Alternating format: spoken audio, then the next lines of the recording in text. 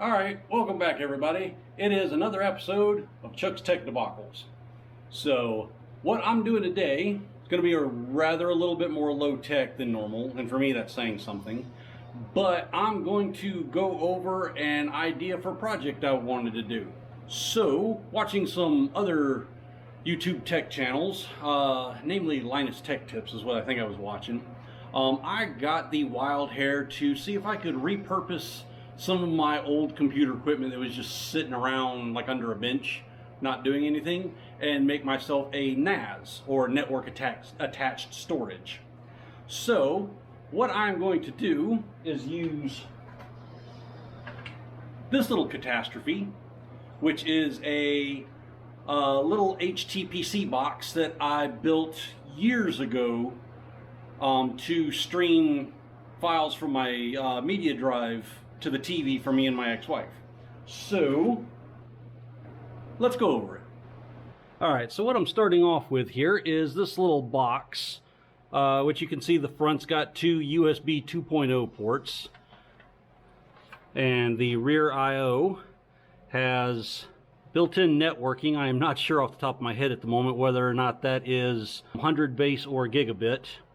4 more USB 2 ports, and as you can tell from the back of the machine here, it has a 25-pin printer port and a 9-pin serial port. So this is several years old. Crack it open here real quick. So since this machine has no in-case power supply, it uses a external power brick. So you might be able to see right here there is a little 4-pin Molex port,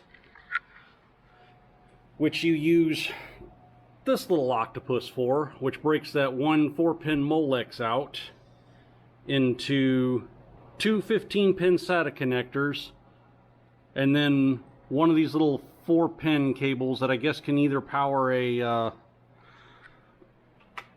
one of these little low-profile DVD drives, or possibly a large fan or something. So, since for a NAS I'm going to need multiple hard drives and 2 is not going to cut it, I have a package of these Y splitter cables, which splits one 15-pin cable out into 2. So that should allow me to have up to 4 drives, which they're going to have to be little ones because this is a small case. Anyway, getting on to the rest of the board here, there's a PCI port, which is pretty much useless.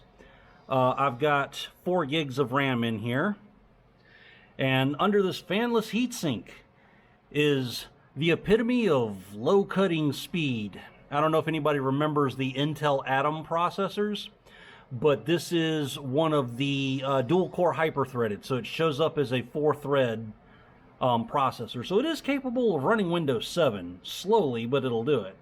Anyway, we've got 2 SATA ports here, 2 SATA ports here. So when I put 4 drives in it, I will not be able to run the CD drive. I'll won't need it at that point, but I will have to use that port for the 4th hard drive. Then on to the crux of the matter. I have this. Now right now I'm just in the testing phase, so I scavenged a few hard drives from old external drives and that were sitting around not being used. So I've got 2 1 terabytes and a 750 gigabyte. So if I put those together into a RAID 5 or whatever the equivalent that freenas has, I should wind up with something in the range of 2 2.25 terabytes of network attached storage. So the first thing I've got to do is wire this thing together, put my CD drive here back in. I have burned the ISO for freenas off to a disk, and I am going to install that to a thumb drive, because you can do that. It's not the recommended way of doing it, but you can do it. So the next thing on my list here is I've got to screw some bits together and install freenas to the thumb drive. So, wish me luck. Alright, so I'm back, and we are sitting in the floor. So in case you didn't notice, there's the Mini Moos, and there's the May Mays, and here's the Sookie dog. What are you hiding over here for, Sookie dog? Anyway, so we are sitting in the floor with our little low-key setup here. So as you can tell, I've got everything plugged in here and wired together. And we are going to check our settings real quick. So that looks relatively about right. Our disk drives. Okay, we want to boot off that one. No, it all looks right. We are integrated graphics. Yada yada yada. Yep. We'll do a quick check through all this.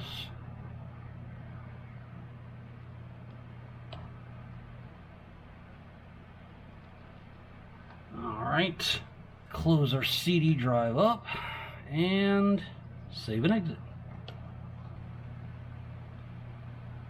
Atom D525, 1.8 gigahertz. High speed. Alright, good. It found the CD and booted off of it. That's first step good. Alright, so we went through the boot up sequence from the CD, which if you've ever seen a Linux CD boot up, it's just a bunch of text rolling across the screen. So now we are going to do the install. So number one, okay, yes. Alright, so our destination for the install is going to be the thumb drive. Alright, here we go. Alright, we're going to boot in BIOS mode because this system is old enough it does not have a UEFI mode. Alright, so we have finished the installation and we are now ready to reboot.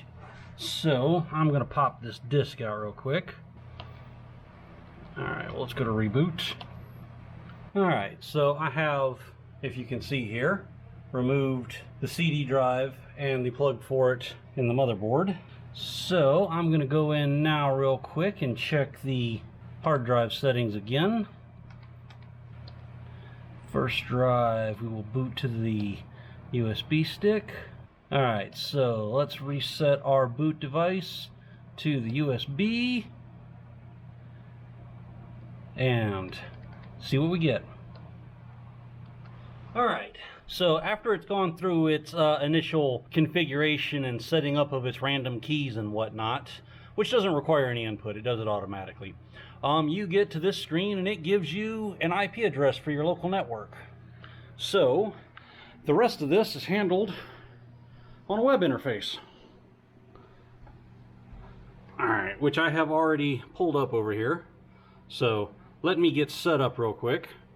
Alright, so as with most Linux-based systems, your username is going to be root, and you log in with the password that you created earlier. And here we go. We got a NIC, got some general information about your system, and there are other tutorials online for how to set this up, so I am going to hit that real quick, and we'll be right back. Alright, so the first thing I'm going to do is I'm going to hit accounts, because while you can log in as root, you don't want to map everything as root. That's not a good safety practice. So I'm going to add a quick user. I'm going to call it user. Set a password. Alright. This thing says the user ID has to be greater than 1,000. So I'm just going to set it to 1111.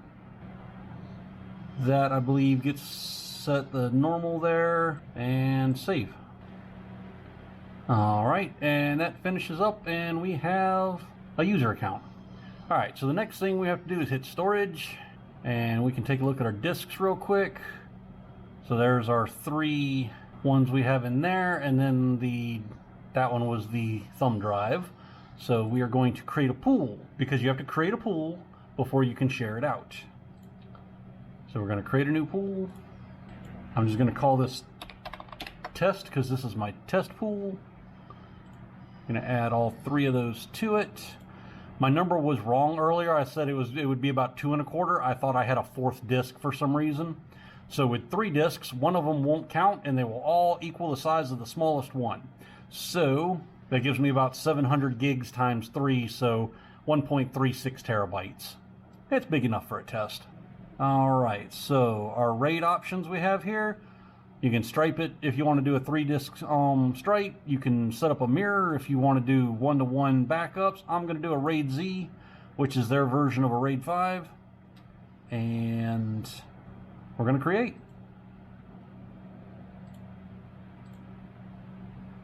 And that'll take a hot second, so we'll get back with you. Alright, as you can see here, it has created the pool. And there's lovely little options that you can do. We're keeping this simple at the moment though. So the next thing I believe we have to do is drop down to sharing. And we are going to create a Windows share, so an SMB. Add that.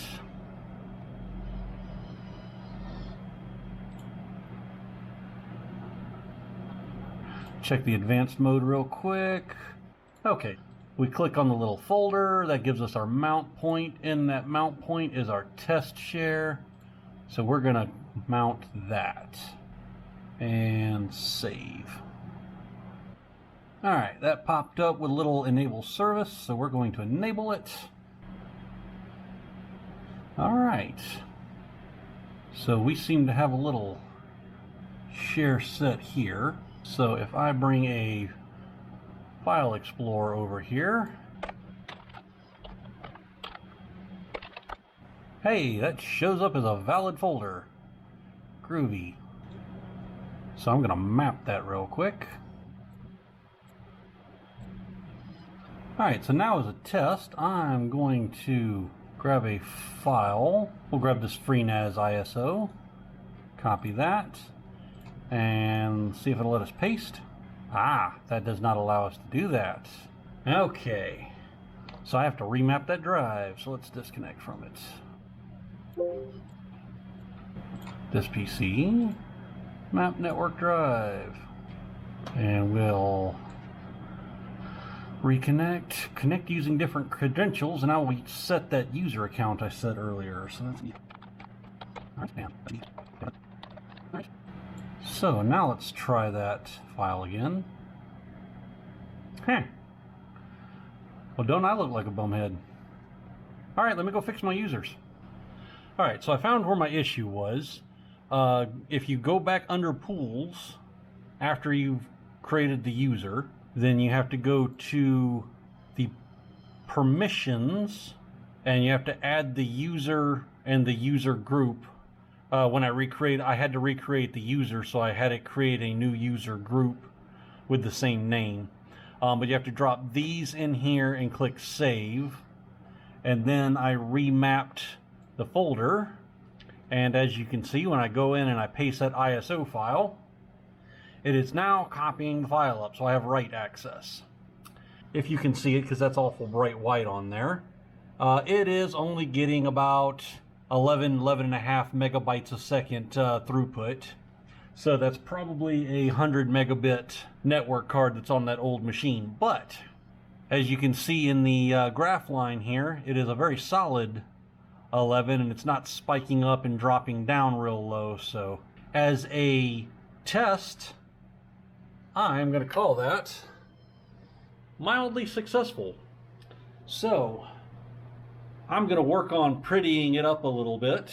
The little 4-disc cage that I have those hard drives in is a slight bit too tall to fit inside that case, so I may have to take a Dremel and cut a little bit of that extra space down where the flanges are off.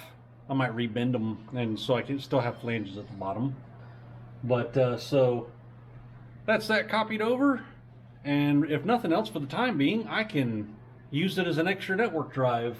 I'm going to cut this off here for now, and I will get back to you at some point when I've got that finished up. So I'm back again. I decided to make this one video about my NAS because how many people really care about all the stuff I go through to build myself a network drive? Anyway, so after my semi-successful proof of concept test, I decided there were a few things I needed to do. For one, this bracket adapter I got for my 2.5-inch drives to fit in that little case that it is slightly too tall for me to close the lid. So what I've decided to do is I'm going to go find my Dremel with the cutting bit, and I'm going to cut these little flanges off the bottom down here, and then I'm going to score it back here and rebend those out so I can bring it down about 1/2 inch, and that should get it low enough that I can close the top of the case and mount it in there. Other things that go along with that is I had to order a few pieces. I found out that the networking that's on the motherboard in that case is 100 megabits, so it's fast Ethernet. So apparently I have an old version of that board, because when I looked that board up online, the only stats I find are for version 3, and it says it should have gigabit networking. So what I had to do there was order a gigabit networking card, which for PCI is a little harder to find because it's kind of out of date these days. But I found it on Amazon. It's about 30 bucks, no biggie. Now, to go with that, and what was actually much harder to find, because I've got that tiny little case and it uses a PCI slot, I had to find a left-facing 90-degree 1U PCI adapter. I found a grand total of 2. One of them was out of stock, and the other one was $1.99 for the adapter and $8 for shipping and handling. Really? Anyway, I found it. It's what I need. Hopefully it works. If I plug it up and it doesn't work, I'm going to be irate. So to go along with that, the drives that I had in there, so I had 2 1 terabyte drives and 1 750 because it's what I had on hand to test with. So I'm going to take the 2 terabytes that I already had, and I purchased 2 more while I was on Amazon. So 4 1 terabyte drives in FreeNAS's version of a RAID 5, which uses 1 drive for parity bits, should give me a 3 terabyte online drive, which should be big enough for my, movies and other little stuff I want network available. So what I'm going to do is go find my Dremel and my cutting wheel, and I'm going to get to reshaping this, and I'll be back.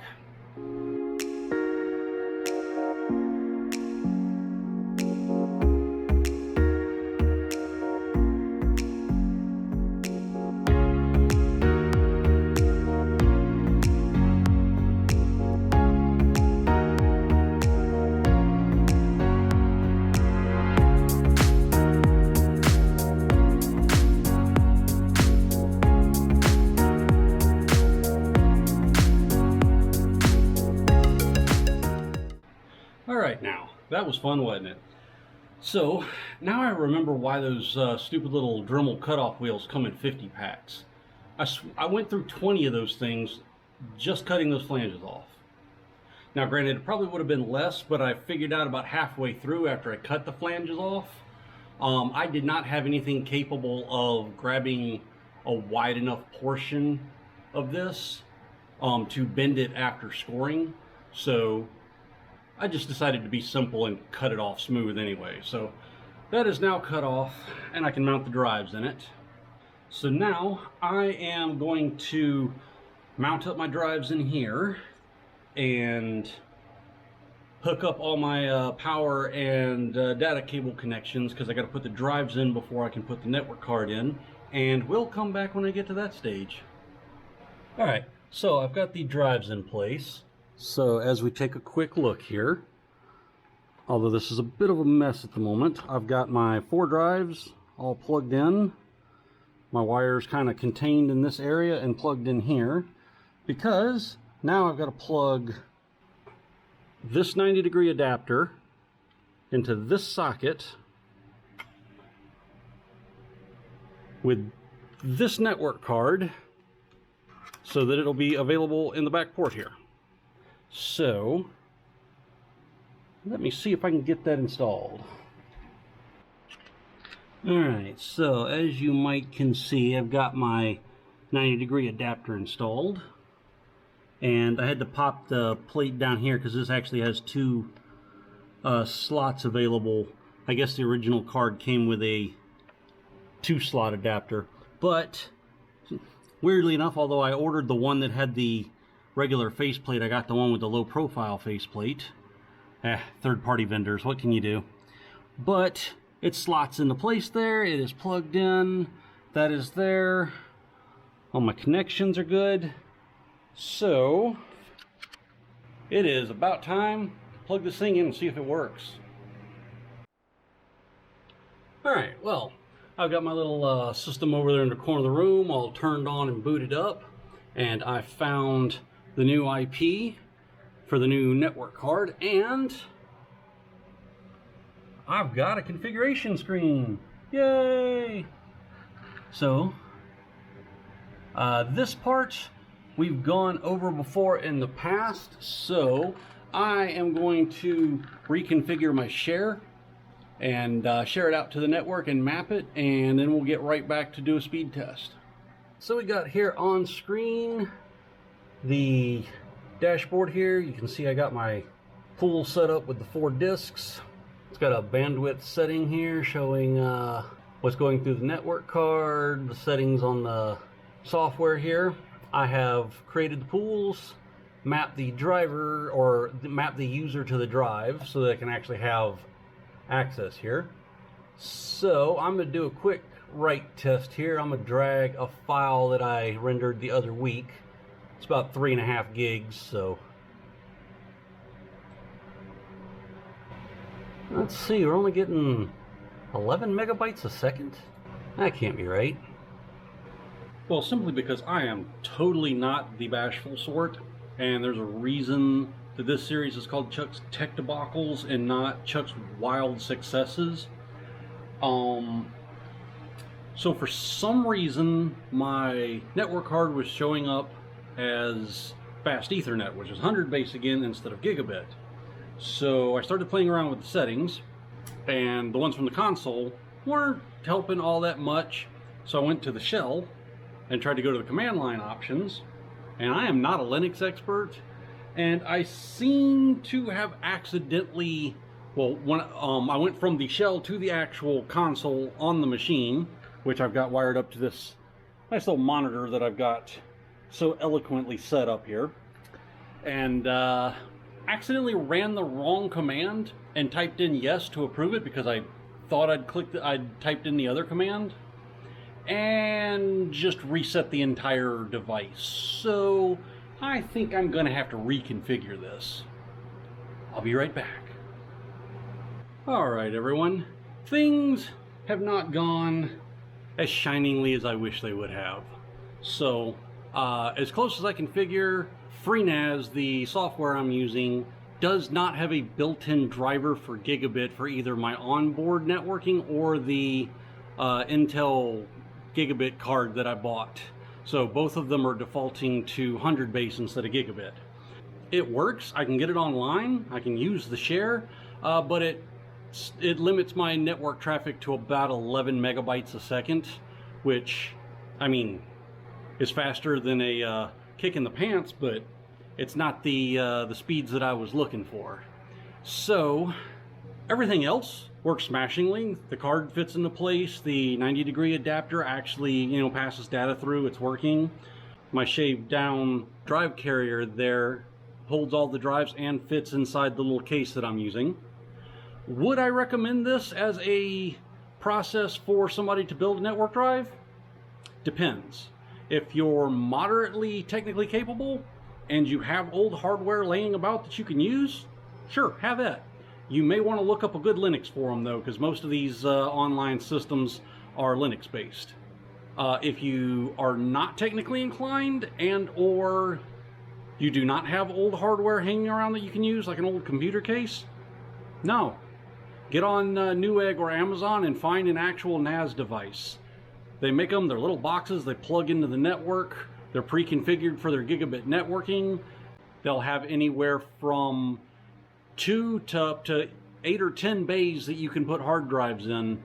for anywhere from a moderate to a massive online driver raid. Anyway, I'm going to see if I can get this back to at least the limping along mode that I had it in before. I tried to do a link aggregation and see if I could get it to load balance between the two network cards and at least give me faster than 100 megabit, and then it couldn't see any networking devices at all. So I'm trying to unscrew what I have screwed. All right, ladies and gentlemen, I'm going to cut myself off for a second here because I have made a discovery of things that are not discoveries. So the first thing is you should never assume. So after I spent all day working on my NAS system, and I was kind of disheartened because I was only getting, the fast Ethernet 100 megabit speeds, which was, choking everything down. And I figured it was a problem with either a driver or hardware compatibility or something complicated like that. You should never assume. So what I found out was later yesterday afternoon, our internet went out, which it is still down. And in the process of troubleshooting said internet outage, I found out that my router, which is the oldest piece of equipment in my network, only does 100 megabit speeds on the switch ports on the back. So, yeah, all that, and the problem was my router just couldn't do faster than 100 megabit. Your network will never run faster than the slowest component in it. So, yeah. Now that I actually had already ordered a new router because the Wi-Fi was getting a little unstable on my other one. So here's my new Netgear Nighthawk router. I'm a fan of Netgear appliances, they always have been. And I don't know if it means anything to y'all, but I can see right here on the network, it is now saying that it is running at 1000 base T full duplex, which is full gigabit. So it is working, haha, yay me. All right, so now for the true ending of this video. Like, subscribe, do the internet things. If you have any suggestions for things you want me to see if I can make videos on, let me know. I'm open to ideas. Y'all have fun.